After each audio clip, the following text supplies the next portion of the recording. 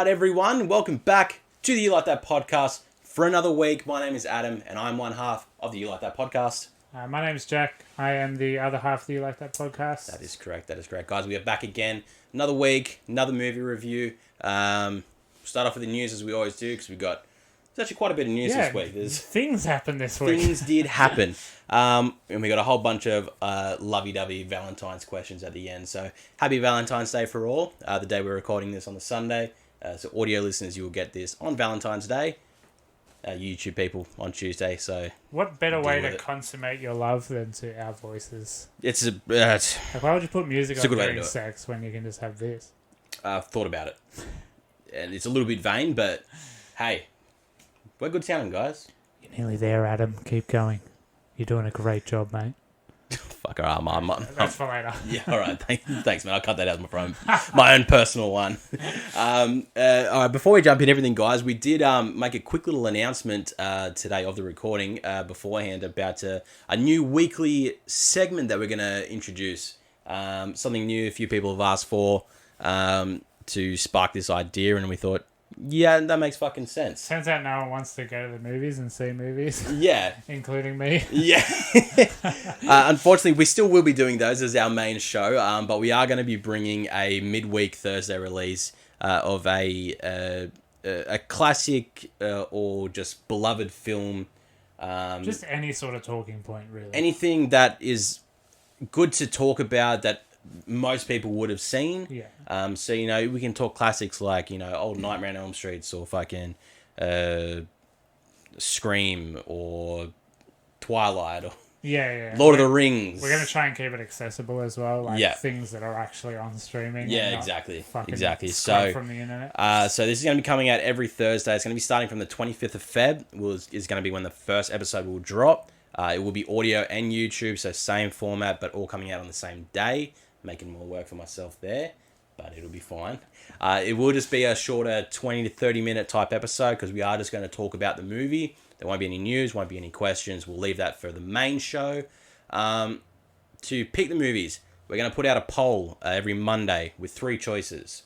Yep. We're going to give you guys the choice to decide what do you want us to talk about, which movie. So we'll try and shake up the choices, make it pretty spread. So maybe it doesn't favor one over any others. Ultimately, it's your guys' choice at the end of the day anyway. And you're always welcome to send us recommendations if there's something you want us to throw in the pool.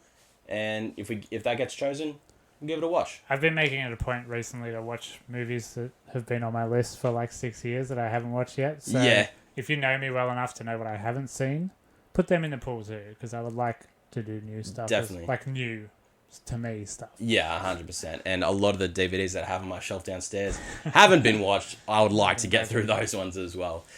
So yeah, guys, if any more information, it's all on our Facebook, our Instagram, and all that. So you can check that out and get excited for that because it's going to be a good way to get a bit more content out to you guys. And as we said, not everyone wants to go to the cinemas these days. There's not a plethora of amazing movies. Like, we've seen some great movies, but it's not like get out there and go fucking see it. So yeah, there has been a problem recently of It's Fine. Yeah.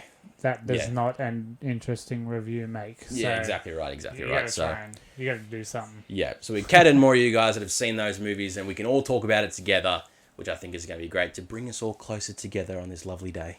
Sure. Exactly. I'm about that. All right. So let's get into the news today, guys. Let's jump straight into it. Quick one, Sonic 2. We got our first little teaser for it. Just a little graphic of the logo, Sonic 2, with the 2 having the tails of Tails. Yep. So it just basically all just confirms the introduction of Tails, which you already knew. If you've seen the first one, you knew Tails was in the mid-credit scene. April 18 next year, I think. April 8th, 2022. Close. So not far away, and I dare say it probably will come out at that time. Yeah. Because it did have its success of the first one. But I think being an animated show, it is a lot easier to get that out into the market. You can do a lot of it than anything else. And I think, they wouldn't really care as much if it doesn't. So very keen for that, as we, for some reason, all in. Somehow all in on that. Fucking hey. Bam Margera, off the rocks again. Yeah, this bummed me out yesterday to discover. This has been So, if anyone's been following Bam on his Instagram account for the last couple of years, it's been an absolute wild and bumpy ride with this guy. Yeah, I stopped like 4 years ago because I was like, oh, I'm going to watch him die. It's a good choice. He was like my idol for years. Yeah. And I was like, I don't want to watch Same. this in real I have time. the signed skateboard over there that I Yeah. met him in Sydney and got signed. I was like, he was normal back then. It was 2007. It was prime Bam. Yeah. And yeah, so now he's apparently been cut from Jackass 4. The most interesting thing that I wanted to talk about is that there's a Jackass 4. Yeah.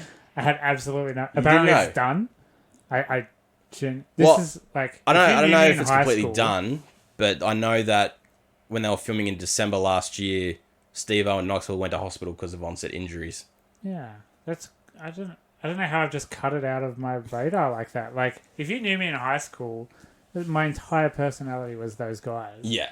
And I had no idea. So you'd be the guy to know about it. Yeah, and apparently it's fucking coming out this year, and apparently Bam's not in it. If you listen to Bam, fuck Jackass, and he's been waiting a year and a half to hear something about it. The story is they were testing it, like, they didn't want him to be drunk. They didn't want to enable him doing stunts and stuff. Like, they didn't want him to be drunk in order to do the stunts. Yeah. Apparently he was having a bit of a harder time keeping it together. Yep, broke the sobriety. Alcoholism is a pretty fucking sickening disease. Yep. But, they had contracts and stuff where Paramount was like, hey, we can't allow They this. just look at his track record and go, yo, basically they said he's a liability. Yes. And apparently Jeff Tremaine was the guy that was fighting for him to say, no, we need to have him in Jackass 4. Yeah, well, that's and two of them. it's hard to gauge all this right now because we're only getting Bam. We're only getting what he's saying. And Bam, if you ever listen to Radio Bam back in the day, Bam likes to take his own side. Yes. He makes something out of nothing. Yeah. And I still follow him, so through the last night and a half, it has all been his golden squad that he's calling it, and making shirts and logos of Jack Flop and Flop Jack 4 without Bam and all this shit. And he seems to be making another CKY movie, like another stunt movie. Well, his thing is Venmo me $1 and I'm going to make a movie to rival Jackass 4 that's going to be better. Yeah. Okay, I don't think so because it'll be sadder. You can't keep anything together because your brain is actually fucked now. Yeah, I don't. Yeah. There's many other personal things behind this thing. His wife apparently caught him searching how to tie a noose. Yeah. Right. Which is. Yeah, that's. Yep. That's what I mean. I it's hard. Couldn't follow. It's hard seeing it all because it's. But yeah, it's a shit time. It's a rough time, but yeah, for when Jackass 4 comes out, apparently Bam won't be in it. We'll see. We'll fucking see. In terms of more firing and cancelling of people, Gina Carano fired from Lucasfilm, anything Lucasfilm, which means The Mandalorian. Gina Carano played, forgot her name, Cara Dune. Yeah, there you go. She had a very big role. Yeah, that everyone hated her for, basically, back in those days. It's always like Jin Flop or fucking Kitsu. So this was I feel like this was a long time coming, but they didn't want to do it during season 2 of The Mandalorian, just because of the hype behind it, and you don't want to tarnish it when it's a weekly run. I had no idea, Yeah, I heard about this from season 1, and I wasn't too familiar with what had happened, and then now that it all came out saying that she had been fired from it all due to these posts that she made and whatnot, I was like, okay, I might look to see exactly what she said. Yeah. And it is all just political strangeness. This is in context of Nazi, is basically the terms that's throwing out. So from what I have this is what she said that's the main thing that's sort of gaining the traction into why she got fired, which was Jews were beaten in the streets, not by Nazi soldiers, but by their neighbours, even by children. Because history is edited, most people today don't realise that to get to the point where Nazi soldiers could easily round up thousands of Jews, the government first made their own neighbours hate them simply for being Jews. How is that any different from hating someone for their political views? I don't know. That's already too many words in there that don't make sense to me. That I'm like, I hate hearing this shit. That's just a yikes. It's a yikes thing. It's like that's something you just reply yikes to. Yeah, you can't have it because you've said Nazi and Jews too many times. Yeah, it's just such a strange thing to bring up. Like, And it's just fucking weird. But does she hate both? Is that what she's saying? I don't know. She's She on hates the government? I think the last thing I saw was she was I think what was his name? Ben Shapiro was on her side. Yeah. And he's a scumbag as it fucking is. So that's no surprise there that he's going with her on this. So she's trying to fight back and boycott whatever else, and I don't know. She's just a bad person basically. Just so digging down to nowhere, pretty much. Yeah. We're not going to miss her in the Mandalorian. Get fired and be quiet. Basically, yeah. Jack Black cast in Borderlands. Yep. As Claptrap. Yeah. Boy, this movie's turning into Kate Jumanji. Blanchett, Kevin Hart, like, what the fuck? Yeah, this movie is just turning into Jumanji. What the fuck is this movie? The Rock is going to be in it at some point, I guess. Yeah, a lot of Jack Black's humour is his face and haha, I'm fat. Yeah. That's kind of his shtick. Mm. But, like, he did well in Kung Fu Panda. He can do a voice. Yeah. So, Claptrap's really annoying. But it makes sense. I love Jack Black so much. Like, I can't be annoyed by it. I know. It's going to be cool, but it's still, I think, coming to the point where Borderlands fans are not going to see this movie. What the hell is it going to be? Like, what's it going to look like? What's the story? Is it going to look like the game? Right? Yeah, like, cell shaded. That's a fucking big job. Yeah, it's going to be a thing. So we're slowly building this cast. Who knows where it goes from here? Basically, years down the line. So we've got multiple actors and actresses that have finished up their filming for Thor: Love and Thunder out here in Sydney. Yeah, that's another movie everyone's in. Yep. So Dave Bautista's flown out. Karen Gillan's flown out. And I forgot her name. The one that plays Mantis. Pom Klimenoff. Klimenoff. Something like that. Yeah. Yeah. They've all. Sean Gunn's in it as well. Yep. He's doing things. I think got a decent look at Thor as well. Yeah, Chris Pratt's fully signed on for it. He was spotted on set with Thor. Yeah. So obviously a bunch of the Guardians are still in this, as we know from what we're seeing. We're seeing a very beefy looking Thor too, so he's got the muscle back. The torn off vest. He's looking good. So scenes are all finished. Tessa Thompson's coming back now to start doing her filming. There's Valkyrie. So the movie's getting on pretty well, and it's so weird thinking. I work in Sydney, and not even an hour down the road, all these big MCU people are filming a Thor movie. I saw a TikTok of Dave Bautista getting swarmed on Bondi Beach, and I was just like, so sorry. He's one of the biggest stars in the world, and he's like an hour up the road. Like, what the hell? I had someone that was working as a delivery driver for the set of Thor. Yeah, came in and bought some tools. And it was like, oh yeah, I'm one of the delivery drivers for the Thor movie.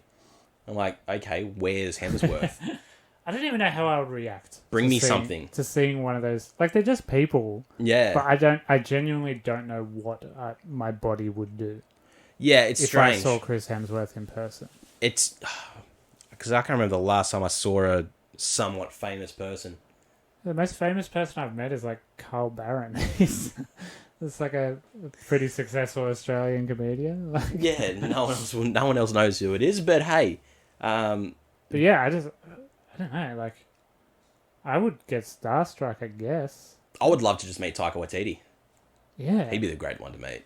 Yeah, but at least he looks normal, you know? Like, Dave Bautista and Chris Hemsworth are these giant fucking... Oh, Bautista's huge, and he did it because he shaved his beard and his head again, so he was completely, clean off.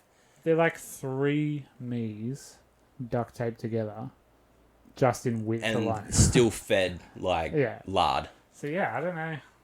It's just weird to think that we're that close to them. Yeah, it's strange. It's a weird one. But anyway, that movie's finished now. Yeah, we're getting there. Paranormal Activity 7 has gotten its director in Will Eubank. 7? Yeah. I thought they only did 4. Fucking hell. Nah, they're up to 7, man. It's a real wrong turn. Yep. It's getting there. So the rumor on this is it's going to be an unexpected retooling of the franchise.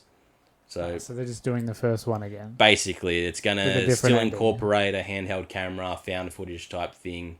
It's weird. Charlie Clausen on Tofop, which you should all listen to, great podcast, he just predicted that people are going to start pitching found footage movies now because they're not cool, right? And then they'll make a comeback because it's been a little while. Yeah. And then by the time all the people who pitch found footage movies now, it's going to be like uncool again when they all get made.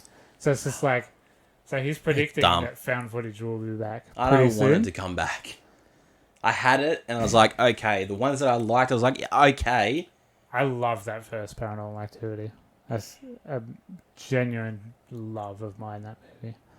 But I can't think of any other found footage. Pure hatred. Yeah, right. The Descent is kind of found footage, but then it goes into a normal movie at the end. Yeah, it's sort of just like there's a hand camera in it that it'll jump shot to, but most of it is just, hard cam. Cloverfield to an extent. See, Cloverfield was a really good way that they did that. The VHS movies were all right. I really like that first. I like the first two, actually. They were For decent. what they are. Go back to last week's question about cheesy slashers. Yeah. I think they're very, very good, just like DVD night movies. Yeah. That or like the ABCs of Death. That's a cheesy fucking shit show. VHS might be a fun one to do could down be. the line for a Thursday up. Yeah, let's put that on the list. It's on the list. So Zack Snyder's also talked about if Justice League does arrive in cinemas. God, shut up! It's coming out so soon. I'm sorry. Zack needs to just shut up. Release his movie. Okay. I'm not telling you to shut up. I'm telling Zack Snyder. I know he does because it's like they've been teasing trailers every single day until it comes out tomorrow. But he said if it does arrive in cinemas, they do have a 10-minute intermission planned in the movie. Surely that's going to be a legal requirement. Apparently, it's like a scenic, very musically scored intermission type thing. Yeah. So I feel like it's not just gonna be like a blank screen saying you have 10 minutes to go piss and shit and come back. Yeah, and the problem is like comic book movies have ruined our brains, so we'll be like, nah, there's gonna be something in that. I'm gonna miss something. Like a post credits but in the intermission. Yeah. And people are the bladders are gonna explode. Exactly right. It's gonna be a fucking shit show. But we did get a look at Jared Leto's Joker in this rendition though. So some people confused about this because he doesn't have his tattoos on his face and he looks completely different to what we know Jared Leto's Joker as. And most people know that this scene is probably going to incorporate the nightmare scenario with Batman. Which is one of the better scenes in BVS. So. Yeah, so it's like a full almost like an alternate worlds, almost like an alternate universe if this happened instead. The opening sequence is Lex Luthor as well. That just came out. That I just read before I came here. Oh. So Jesse Eisenberg as Lex Luthor will be the opening sequence. Beautiful. Rumor has it that it's just offcuts from BVS. So it's not really new. But still, like, to put him in it, like... From what I've been seeing, these new teasers that have been popping up every day until... Because I think the trailer's out tomorrow, the full trailer for the full my whole feed. And it's... I've got to be honest, it's looking pretty good. Yeah. Because it's showing a lot. And I'm like, this is ambitious as fuck. Yeah, but they're showing a lot. Like, this could possibly reinvigorate the DC universe. Oh, absolutely. Absolutely. Yeah. And it might kick Warner Brothers' ass and go, okay, fine, we'll fucking do it normal. We'll do MCU. I mean, just like, can't get worse. Yeah. I'm like, sorry, but it can't get worse than Justice League, so... Yeah. Might as well take a swing at it. Pedro Pascal. Got another big casting call for him. Yeah, fuck. We're in the era of Pascal, aren't we? He is getting it. So, The Last of Us, beloved PlayStation franchise video game series, many Game of the Year nominations and awards and whatnot else. We're getting a TV series of that. And they've just cast Pedro Pascal as Joel and Bella Ramsey as Ellie. Game of Thrones girl. Yeah. Pedro Pascal is also Game of Thrones fame. That was his sort of rise. Yeah. Was doing a couple episodes of the old. But yeah, fucking slap a beard on him. Yeah. Put a bit of weight on Joel to a T. He's got it down. But even still, he's got a really good voice for it as well. Yeah. As we hear in the Mando, he's got that good deeper voice that he can do. Yeah. I think it's just great seeing him getting all these massive roles. Yeah, HBO is a good place to put it too because it's violent and dark. It is a very dark thing. Dark. So yeah, definitely works. Definitely works like that. So, on your Pedro. I don't know if you. I think I sent it to you. M. Night Shyamalan's new movie got a Super Bowl spot. I did watch that. Yeah. So M. Night Shyamalan new film called Old. We got a 30-second big game spot from the Super Bowl, outlining a sort of premise to what this movie is going to be. in standard M. Night Shyamalan fashion, it's something It's a beach fucking dumb. that affects how you age. Beach that rapidly ages you. But we get the lead teen from Hereditary. Yep. Can never remember his name, but nope, he's in it. Hopefully he's the lead. Yeah. But I don't think he will be. Yeah. The other guy will be. Yeah, it's because it's hard from a 30-second M. Night Shyamalan, I want to love so much because I love. He makes it so hard. Yeah, 2 of his movies I love like so much. Is Split in there? Split and Unbreakable. Okay, I love cool. so much that I go, yeah, I'm an M. Night Shyamalan fan. Yeah. But all of his other. Then you go back to his old shit and you're like, you watch The Village, Signs, Glass. Yeah, shit. Fucking anything else, and you're just like, ooh. Yeah. So, yeah, it gets there. But yeah, no, I'll always go and see a Shyamalan film because it could be that hidden one where he goes, "Oh, this is actually one of my good ones." Yeah, okay, I'll give you this one. And last off for the news, a synopsis for Predator 5 has leaked online for what the next Predator installment is going to be based upon. Let me guess. Guess. Soft reboot. No. Ooh, okay. No. Right. This is taking place many years in the past. So I'll read you what the synopsis we had from this is. So the story will follow Key, a Comanche woman who goes against gender norms and traditions to become a warrior. Many years ago, in a time before any Europeans had ever encroached on their lands, the Comanche people had a well-defined society and gender norms. Key is very close to her younger brother, Tabe, who is being groomed as a leader. As capable as any young man in the tribe, Key has always been a teacher and source of inspiration for Tabe. In the Comanche way, she is Patsy, the elder sister that has helped to shape him. Key is a truth teller and has insight that others do not. A tomboy, she wants to prove herself in the masculine world of the Comanche. When danger threatens them all, Key sets out to prove that she is as capable as any young warrior. So Mulan? Basically, it's a female. We're getting if this is true, it's a female-led Predator movie. Yep. This is like a villager type, tribal type setting, so it's not like New Age America or modern America. This is somewhere out Europe way. I heard somewhere that it won't be in English. Oh, well, if this synopsis is true, it could be true. The but says everything. Yeah, but that would be a big call to get a Predator and not make it English. Like it could be cool and it could be different for it, but looking at this, it's sort of like it has cliche tropes about it, but at the same time, it's like, okay, escape the modern American type. Everyone has weapons and well, just look at that last. It's the same setting. One of the worst movies I've ever seen in my life. So yeah, So if you make this really gritty and tribal and not so sounds new like age it's going. It sounds like it's going back to not like blowing up the Predator. They actually have to use traps. Yeah, hunt the hunter. Yeah. Which could be interesting. Could be interesting, but we'll have to wait and see when that comes out. It. Exactly right. So, guys, that is the news for the week. Let's jump into our review of the week. Today we are looking at Synchronic. Synchronic is a trippy drug horror movie that came out in 2019 originally at a Toronto Film Festival. It then got... Yeah, I was going to ask if you knew when this was shot. Because Anthony Mackie is still massive. Yeah. So, he's clearly on the Falcon diet. Yeah, so it was shot mid-2019. And they try and hide it so bad. It was shot mid-2019, released at the Toronto Film Festival in September 19, when it got picked up and released in US theaters in October 2020. But we didn't get it until fucking this week. I'd never even heard of it until last week. Neither. I thought it was completely new. At all, yeah. And no, it just came out here, and it's still, for how long it's been out, not a lot of details about it. So it's directed by Justin Benson and Aaron Moorhead. These guys are the directors that are going to helm Moon Knight. Yeah.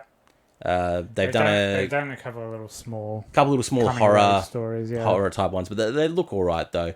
Lower runtime, 96 minute. Not as bad.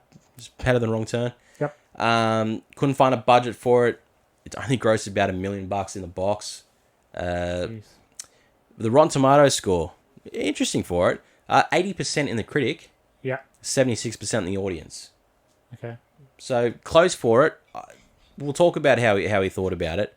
And yeah, this is just starring Anthony Mackie and Jamie Dornan, Mr. 50 Shades of Grey himself. Everyone else is just sort of extras there in the film.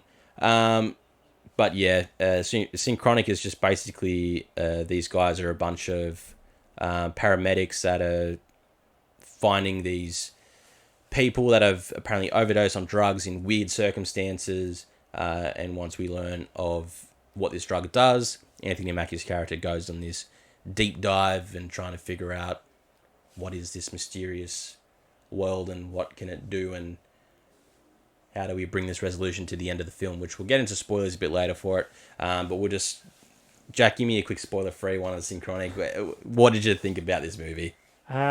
Just like wasted potential so bad. The script is lacking pretty severely. It sort of hinges on an emotional climax, sort of, that there's no build-up for at all because they don't seem to understand who they're writing. Yeah. It's just like the premise is ridiculous. Time travel, time. It's weird. Time is not one thing. There are many times or whatever. Yeah. Something. It does that thing. Oh, God, poor sci-fi writers. Like every sci-fi movie has that scene where someone has to explain in as simply as they can the premise of the movie. Yeah. And it's always really clunky. They always stumble up to the blocks and sort of like go, God, here's the premise.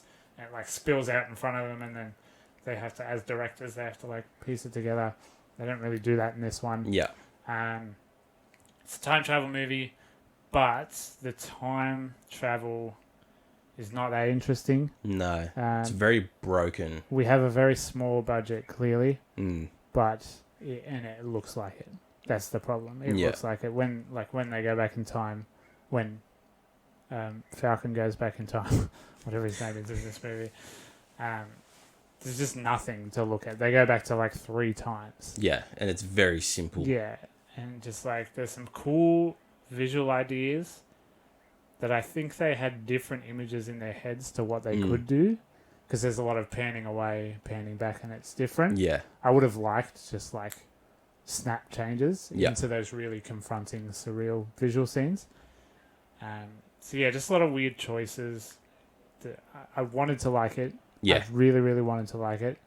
But yeah, they just missed the mark on a few too many of their multiple choice questions where you have to go, God, you were so close, but sorry, it's still not great. Yeah, yeah.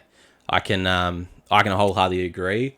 I didn't hate this movie. I didn't hate it at all. Because I wanted to be invested in it. Because I liked the idea of it. It was different.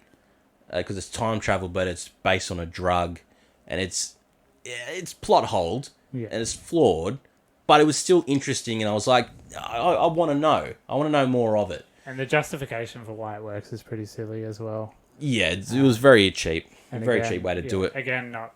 Because that itself also is pretty flawed. But, like, I like the look of certain parts, like, when there was, like the gorier moments when we see dead people. You know, they put a lot of work into that, like the guy that was in the elevator shaft. Yeah. That was pretty intense into it. I was like, okay, that looks cool. Yeah. But then everything else sort of falters, and as you said, the sets that we go to back in time, it's very easy to make those scenes because it's nothing crazy. Because one of the early time jumps is a pirate scene, but they clearly didn't have any money for a pirate scene, so you sort of see a green screen ship and then a guy in a pirate suit swinging a sword. Very quick too. It's not very long. And then they brush that off as an editing choice, like, well, exciting flashback. Yeah. It just doesn't look very exciting at all. Yeah, those parts stuff you don't get it, They're EMTs, but they're like detective coroner EMTs. It was like, really... why do they get called to the... Like, why them? Why is the cop in bed with them? Like, that's never explained. Yeah, like when they get called to the burnt corpse. They're really, like, given to you as more than EMTs. Yeah. They're given to you as, no, these guys are probably, like, detectives in some sort of way. Emotionally, in terms of character development, they're just two boys who've been friends for a long time. Yeah. Just going to work, and one of them has this struggle, one of them has this struggle. Yeah. Somehow that ties together at the end. Yeah. It doesn't. No, yeah, it doesn't. it's It just doesn't. So they didn't know what they were writing. It really felt like they didn't know what they were writing. For me watching this whole thing, it felt hollow. Yeah. Like I feel like I had the mold of what it was, but it didn't have the innards. And there's no climax either. No, because the way it ends, it's a shit ending. It's not a great ending. I like the idea of the ending. That's pretty horrifying, but it's just not executed very well. Exactly. It's not right, and it's like they want to cross that finish line on so many parts, but they just couldn't get there. Yeah. And that's either a budget issue or they just couldn't write. Time, editing, it could have been anything, but I think it all just mixed together and just... I think it was just an ambitious step for these directors to make something bigger than what they've done, but not being able to get given enough. Because obviously this went to a film festival. Yeah. It's not something that's... You can make a cheap sci-fi movie. Which, do we need to mention which one? Sitting right next to me. Fucking Upgrade. Or even like Primus, just anything like that. Just does it so much better because they actually... I don't want to say these writers didn't care or didn't take the time, but they really... There are some glaring omissions in the character development. There feels like scenes missing. And just like small spoiler, one of the characters has cancer. Yeah. And it just kind of happens. But then it's just like, oh, that's how he travels in time, is because he has cancer. And it's just like, okay, what is this thing in the brain? Like, there's just so much like... It's sort of like they backed themselves into a corner in how they decided to portray what this drug does and how it works. Clearly the idea was, what if you took a pill that travelled in time? That made you travel in time, sorry. Yeah. Okay, cool. That's mad. Let's mind map a script around that. Yeah. Right? That's not how you should write a script. Yeah, and then they go, but this is how you get to it and that and whatnot else. So we'll explain how the drug works. So it's just, it's in the name, it's Synchronic. It's a synthetic drug. Yeah. It's just, here's a bunch of fake fucking DMT. Weird shit that's legal enough to sell over the counter, but it's going to... Thank God the guy who created them just happened to be in that shop at that exact time and just happened to... Yeah, and then just decided to try and rob the him. Falcon back to his house, yeah. Yeah. So, the drug basically... It's... The guy that creates it tries to explain what this drug does. Yeah, and it's very Christopher Nolan, like... Because it's like some weird premise that he has to somehow... It's about a minute and a half talk with diagrams that still don't make sense because it doesn't get enough to explain anything behind it. Because you think, there's no way this guy's just gone, I'm going to make a time travel drug. Yeah. I don't think that was its intended purpose. He just wanted hallucinations like DMT. Yeah. So this drug basically, it affects people who have, there's a part of the brain that for some isn't... Pineal gland that for some doesn't get developed when they're an adult. So it's like at teenagers. And apparently that's the prime. That's how this drug really gets you going. Yeah. It sends you to another fucking place. Then he immediately goes, oh no, time isn't relative. There's a bunch of different times. And the drug just moves you to a time. Depending on what location you're in. It multiple realities or is it actually time travel? Because that's the weird thing. And there's little jokes like 50 Shades of Grey buys him a little lamp that's like science. Yeah. And then it comes up later that he studied physics and quantum physics. Yeah. And it's like, okay, so does he believe time is linear? Does he believe there are multiple times? He doesn't really say it. Yeah. He just goes, and I'm traveling time. But he risks a lot straight up by just taking these drugs and going, I'm going to go back in time. And then somehow he's like, I fucking know it. Yeah. I know what to do. Yeah. Because it's given to you as, it doesn't matter where you are. If you take one step to the right and take that drug, you're going to go somewhere completely different. Yeah. So he does it on his couch at first, and he goes to the fucking swamp times. Yep. And then he goes 3 feet in front of his TV, and it's like 1940s Massachusetts. Yep. But then if he goes Time, somewhere here, he's in the Ice Age. yeah, so the time sequences, like in the Ice Age, it's one bloke. He runs into one bloke. Yeah. In the swamp, there's one bloke with a sword. Yeah. In the end climax, there's one bloke with a gun. And then a bunch of dead bodies. But there's some explosion. Some. And then in... You don't see anyone shooting those or making those explosions. It's just happening. And then in the super racist times, like, there's like 4 blokes sitting around a car. Yeah. Clearly just extras. So that's what I mean. It's just like, it's just not interesting. Why would you make a time travel movie and not make it interesting? Yeah, because it's like, time travel is something that you should keep for a sci-fi movie. Yeah. But this isn't a sci-fi movie. It's sci-fi adjacent, sort of. But it's the fact, as soon as you incorporate a drug, it changes itself completely because it's... I would still classify this as sci-fi. Yeah. In my opinion, yeah. Yeah, okay. It's still... It yeah, would like the never science... happen in real life. Yeah, the science is there in that. But then there's this, like, they're trying to push this racist agenda. There's, like, he always goes back, history is really racist. There's, like... Yeah. Then he makes the jokes, fuck the past fucking shit. Yeah, and he makes a joke like, if I was in Back to the Future, it'd be a super different movie. Yeah. Or whatever. He says stuff like that. And then there's, like, it's a missing persons movie as well. Yeah. It's these 2 old friends rebuilding their relationship. 50 Shades of Grey's getting divorced. And he sort of cares sometimes, but other times he just goes to work. Yeah, it just doesn't really show There's as just much. so many things. Just like, that's what I mean about the script just being a mind map. It is. It's completely jumbled. Too much. Like, and it should be time travel pill, all of these other things that justify the time travel pill or do something with the time travel pill. It should be this little thing around time travel pill, you know? Yeah. But they've gone time travel pill, everything else. Yeah. Because how convenient that this pill is now discontinued and the guy that created it is going around buying out every single one. Criminally underwritten. Because kids are taking it and they're fucking dying because they're going to a different place and fucking themselves up. But for him, it's completely fine. He knows how to manage this. And the fine. the biggest problem I have, as much as I'm whinging about the script, is Anthony Mackie and Jamie Dornan feel like 2 actors on a set. And you're watching 2 actors on a set.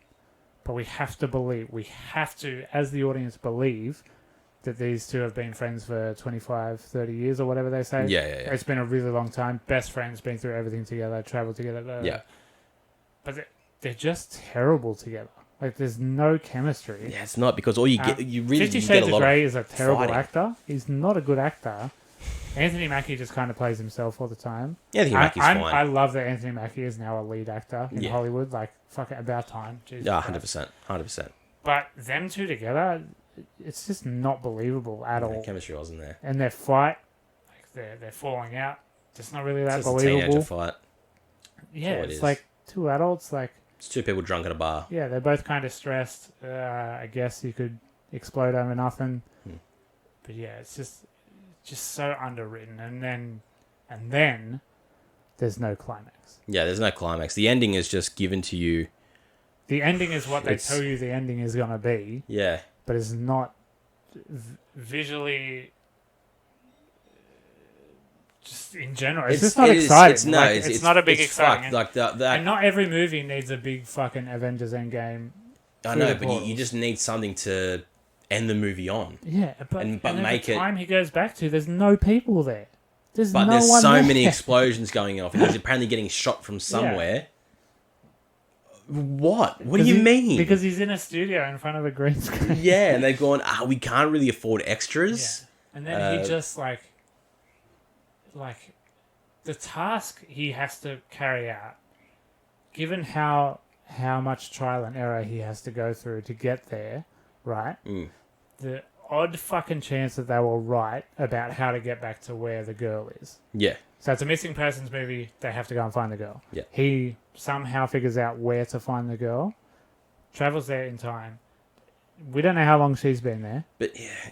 Right? We don't know how long she's been there. Yeah. He gets there, climbs over a wall, and she's there. Well, and it's just like... And I was looking at my watch, and I was like, "There's 8 minutes left." But that's where it got me as well for that part where, like, she was at someone's house at a party. Yes. Where she apparently took the Synchronic. Yes.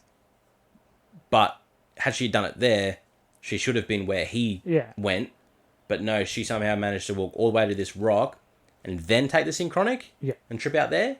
You're in the time you go to for 7 minutes. Yeah. But when you take the pill, it seems to be different how long it takes you to start time traveling every time. Yeah, it doesn't make sense. So the full ending is where I don't know.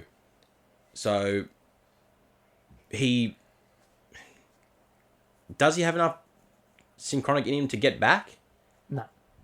So why is he a physical manifestation to be able to shake his hand? Don't know. He's flashing back like he's almost there. So obviously it should be working. Because it's not a half dosage. No, but it's about the time. Because he was late getting back to the rock, but he was sort of near the rock. This is how I interpret it. I don't know if this is right. Yeah. But he was close enough to the rock. Because when he's in Massachusetts, he's nowhere near the fucking lounge and he has to take another dose. Yeah. Whereas in the last bit, he's close enough to the rock where it kind of fucks with it. Sort of. Because I think it's just about where you are. Yeah. At the exact time you have to be there. Again, this is not explained. No. It's not shown anything. And that's how it ends. So the ending, I was just like... Because it ends with him flickering, shaking Dornan's hand. Yeah. And I've gone... Hey, what is that symbolic of... Something? Oh, he's just fine to let himself go because he's going to die of cancer anyway? Yeah, pretty much. Okay. Good movie. Yeah, they get the girl back, I guess. Yeah, that's the important thing. Yeah. But yeah, it's just a weird movie. Yeah. It's like, it should be good, should be better than it is, but it's not. Yeah, it 100%. It had so much potential. Yeah. The shell was there, but there was nothing inside. And visually, like, I know they didn't have much money, but it just does not look good. They went for the dark route for most of the time they could. It's not, a time travel movie where you make the times you go back to empty, lifeless, not interesting. That is bewildering. Yeah, it's ridiculous. Yeah, we should have known because the first scene, a guy just falls into the middle of the desert. And it's just like... Yeah, okay. All right, here we go. I bet he's falling in the elevator. And he did. And he did. Yeah. All right, well, that's Synchronic, guys. If you want to try and go and watch and understand it, it's out in cinemas everywhere. I'm pretty sure it's streaming overseas everywhere, so you've got a VPN, just stream it. Don't bother paying for it. That's another thing, too. Like, it felt like a sequel to Project Power. Like, I can't believe this got a cinema release anywhere. Yeah, strange. This is strange that we even got it. On Prime Video. Yep. All right. Let's jump into the questions, guys. Let's wrap up the episode and answer some lovely questions. But we'll start off with the Facebook. We'll start with Andy. Out of all the bangers from Nickelback's All the Right Reasons album, what is your favourite song from it? I don't know. It's not the one I really like that much. Far Away. Yeah, it would probably have to be Far Away. It's a massive cop-out, but Far Away. I don't hate Animals either. Animals was the bigger one I heard when I was riffy, younger. Isn't it? That's the riff one. It has double bass. Yeah, fuck. It has a hard riff. And hearing that riff live, oh my god, you feel it in your fucking soul, bruh. I don't know why people don't know this yet, but Nickelback are really good. They really are. Like, they're just like a fucking I've been saying band. this for the last 20 years. Yeah. There's a podcast I listen to, and they always say, like, if being Nickelback was so easy, there would be 50 Nickelbacks. Yeah. But there's one. Exactly. Like, as big as they are. So they are brilliant. And they're just live. good. Good songs. Live, they're incredible. Fat riffs. They are incredible. They nail their songs. Yeah. They get crowd involvement. They're brilliant. They're brilliant. Hits, they're a brilliant band to watch. They got hits. They got deep cuts. They're fucking great. Bro, they were signed to Roadrunner Records. Yeah. Massive. Good band. They're a huge band, so like fuck you. Just be a sheep, follow your fucking meme culture. I don't give a damn. His next one is, for you guys, is Valentine's Day a Hallmark holiday, or do you go on a full love bone train? Yeah, no, not Valentine's Day at all. Yeah, I'm not massive for it. I think it's partially a full love bone train, and then it's also just a Hallmark holiday.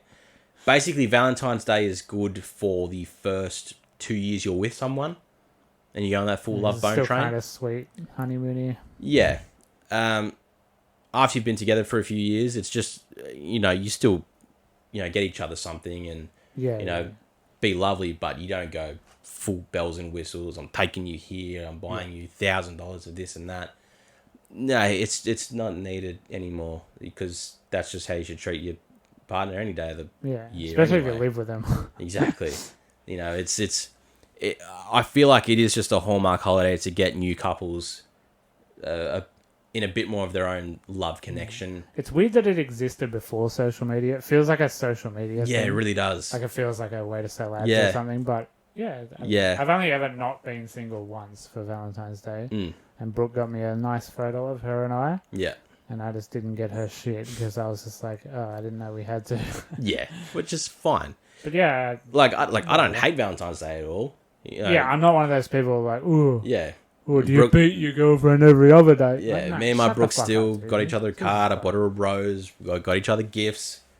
But it's not we have to go and do something for it. It's just, whatever. Hey, I love you again for another day. Yeah. Just a nice reminder to say it. Yeah. Or show it. Like, exactly. Piece of shit. Jesus Christ. What was the highlight from Adam's favourite artist, The Weeknd, during his Super Bowl halftime show? Because I turned that shit off when he came on. I fucking love The Weeknd. I fucking hate you. I think he's so probably much. the most exciting artist in the world at the moment. Turned it all off, and I go to Twitter and I see what I thought was Michael Jackson's reincarnation happening with the Super Bowl. I'm like, why are there dudes all dressed in red velvet jackets with bandages on their face? And it was like the movie Us. The Weeknd's trying to figure out his way out of a glass maze. Yeah. Nobody will ever be Prince, so I don't know why they keep trying. Bro, the dude's Prince when it started raining and then Purple Rain. Oh, mate. Unbeatable. Prince also fucking sucks. Oh, shut the fuck up, dude. All right, let's go, Daniel. What is the worst Valentine's Day gift you've ever received? I've only received one, and it was quite nice. The photo of Brooke and I. So yeah, I've never received a bad one because no one really goes out of the way to give you a shit Valentine's present. No, yeah. So I've never had a bad one. I've never had that many. Only the last 6 with Brooke. I'm sure there are some really terrible people who wait until Valentine's Day to dump their misso or whatever. Yeah, definitely. They're probably a shit present. A print out of their text messages to another girl or something. His other one was best romantic movie of all time. Oh God, I don't know. Every movie has romance in it, doesn't it? Bridesmaids is sick. I like Love Actually. That could be a Christmas answer as well because it's a Christmas movie too. But yeah, no, I don't really pay attention to much romance movies because it's just not good. I genuinely can't think of any. Neither can I, because I generally don't like any romance movies. Monica and Chandler in Friends always gets me. That whole storyline. Yeah. It's just like so sweet. Just Friends is pretty good, the Ryan Reynolds one. Oh yeah, with Anna Faris? Mm. No, I didn't see that. It's pretty decent. It's funny when he's in a fat suit. I don't like The Notebook. No, The Notebook is a horrendous piece of shit. That is just the cliche love movie that everyone has to turn to. Yeah, it's everyone's answer, but it's just not that good. It's not. I watched it with an ex, and I was like, "This was shit." It's a cop-out answer as well because it's my 10th favorite movie of all time. But 10 Things I Hate About You, that's quite romantic. Yeah. That's also just a fantastic movie. So yeah, I guess that's my answer. Yeah, you can give it.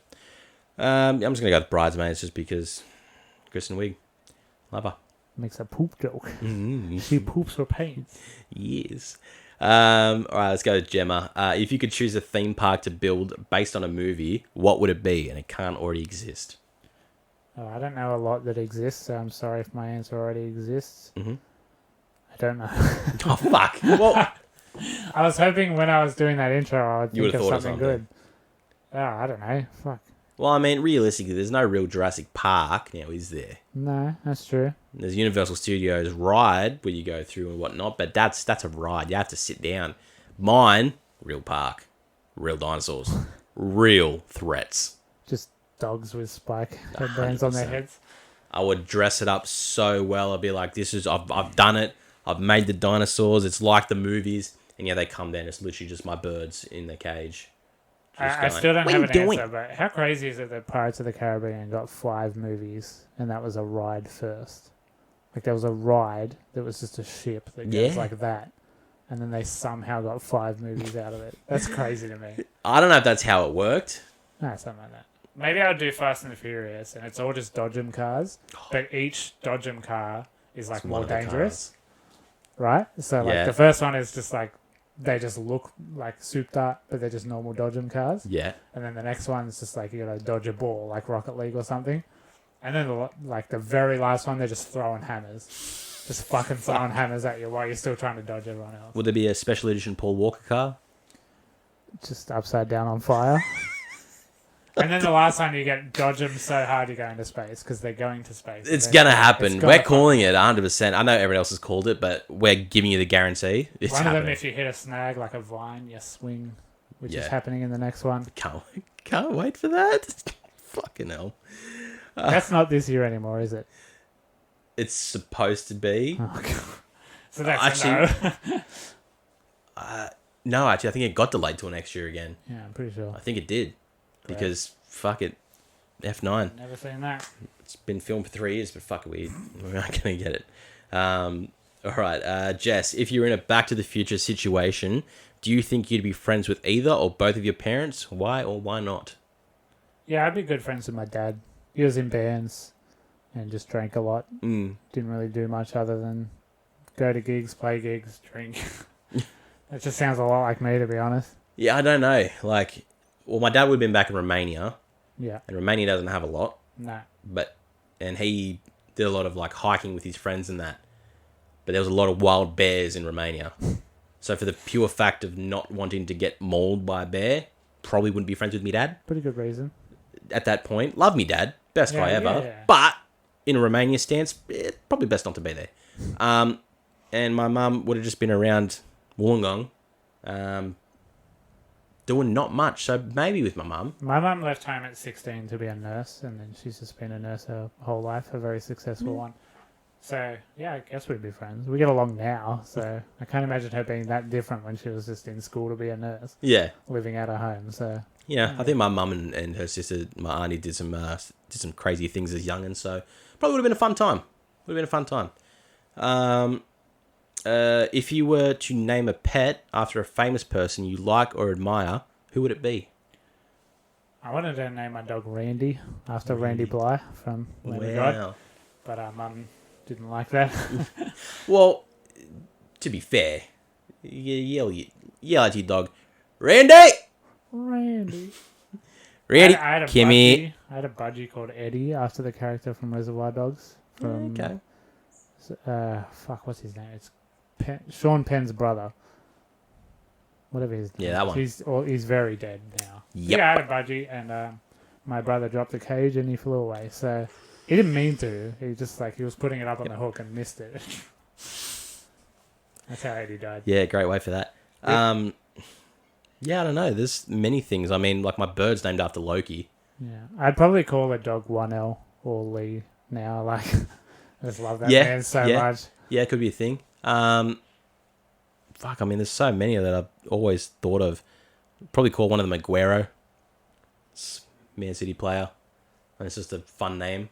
Aguero. And because of the anyone who knows about our title-winning Triumph season, the classic Aguero! Yeah, that'd get old after 3 times of calling him upstairs. No, it wouldn't.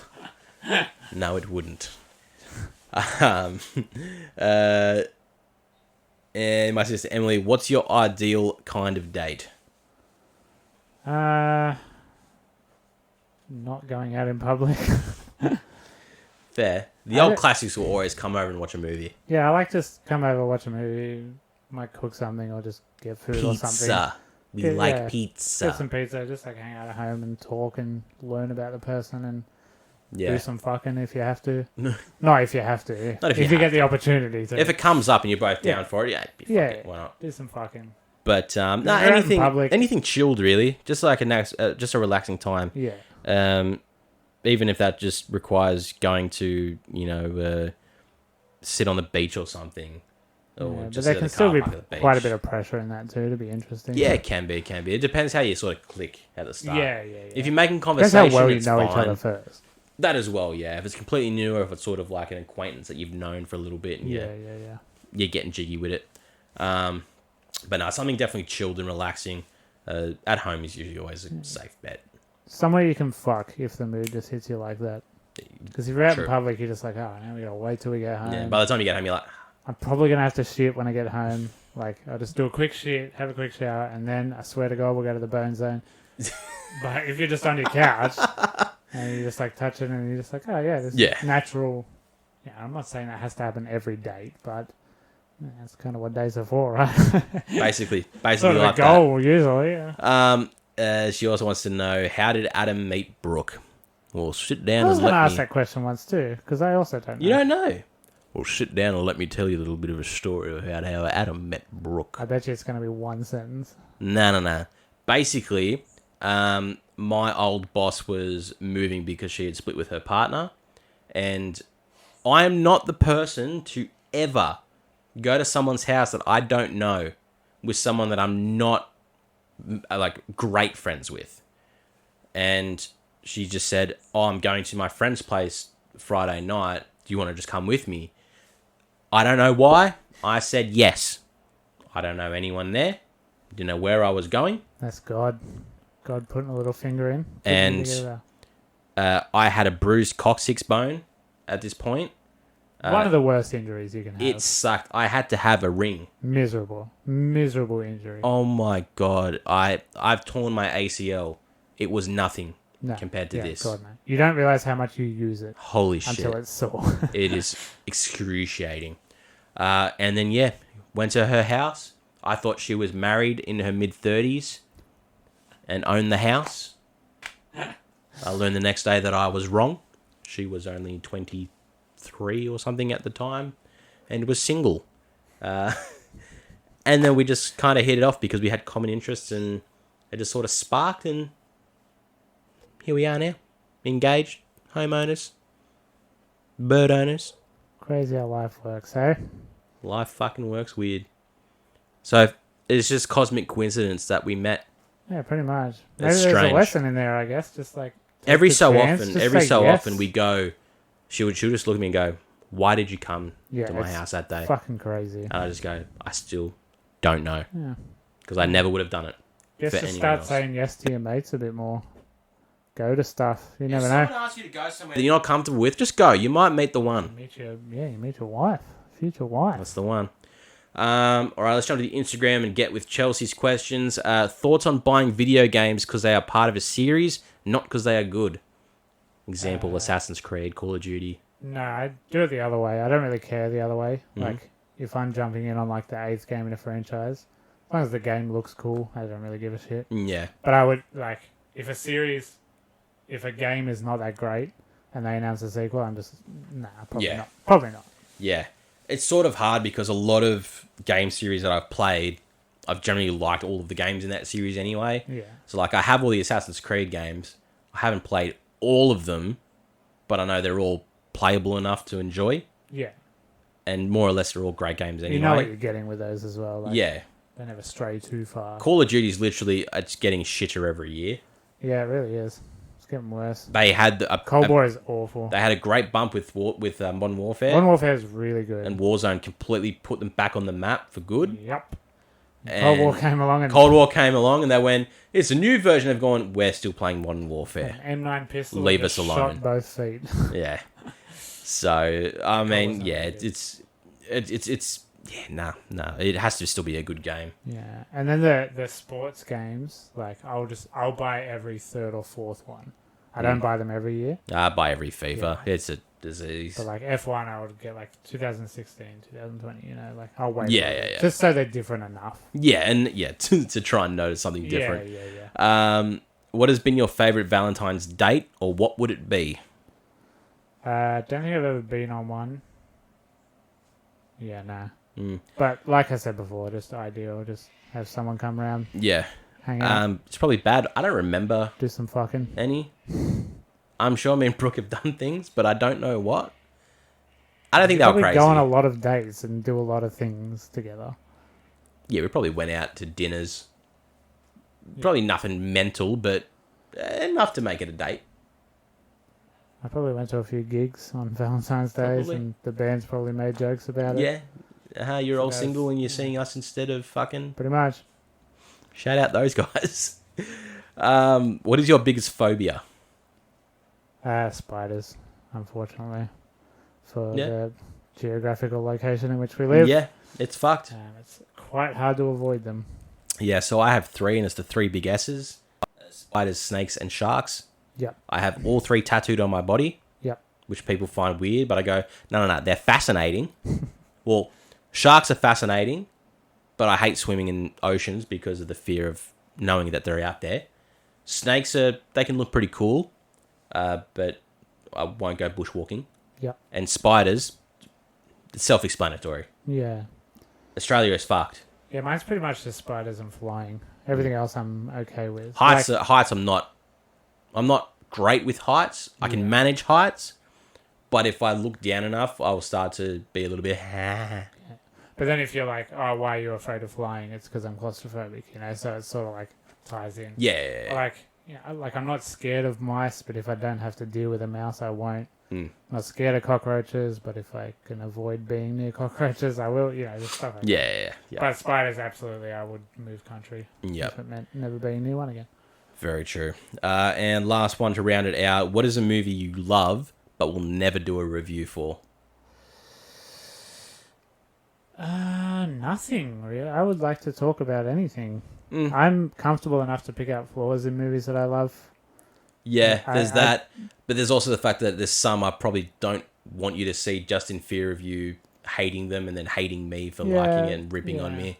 There are some people I would never say, hey, watch Evil Dead 2, even though it's my favourite movie ever, because it's a very strange, cheap, weird, of-the-time movie, Yeah. So, I understand that fully. Yeah. But, I mean, at the end of the day, I would just review anything. I would review anything. If we watched fucking 8 Saw about. movies in 2 days and talked about them, so... Yeah. There's not much we wouldn't do. We put in the fucking work. Yes, we did.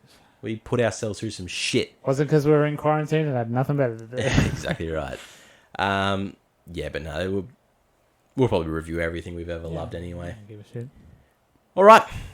That's it, guys. That's the episode done for another week. We're lucky we actually have another new movie coming out next week that, for me, I couldn't find it anywhere in any of the listings on any cinema site. And then the Australian Open started and it was being broadcast for the ad everywhere. And I was like, oh, so it's coming back out? And it was re-listed. I'm like, yeah, okay, cool. Yeah, cool. So we'll be doing that. That's another new one coming. So guys, as regards to what we said at the start with the new segments coming, there will be a poll tomorrow on Monday for all you audio listeners, YouTube. That poll will already be up. So go vote for what you want us to see. We'll talk about it later and see what we want to include in there. Have your say, what you want us to do. And look forward to that one for a bit more content. That'll come in about 2 weeks' time while we prepare for it and get those episodes filmed and ready. So with that, guys, thank you for listening to the You Like That podcast. As always, like, share, subscribe. We actually did hit 100 subscribers finally on YouTube. I still don't know how it happened because we were at 93 and we said we need 7 more for 100 and we stopped on 100. Yeah. Whatever. If you made fake accounts, just let us know, man. I'm not complaining. Well, I'll take it. I just wanted to see that number. Yeah, it's a cool looking number. It's good. I just took to berating everyone and swearing and calling them cowards. So it seemed to work. I did enjoy it. It's probably going to be the aggressive marketing from now on. So yeah, it's going to call like you our shit, you cowards, little fucking babies. Yeah, cowards. Subscribe to us, you fucks. But anyway, guys, thanks for listening to the You Like That podcast. My name is Adam, and I've been one half of the You Like That podcast. My name's Jack. I have been the other half of the You Like That podcast. And we will see you next week, guys. Take care.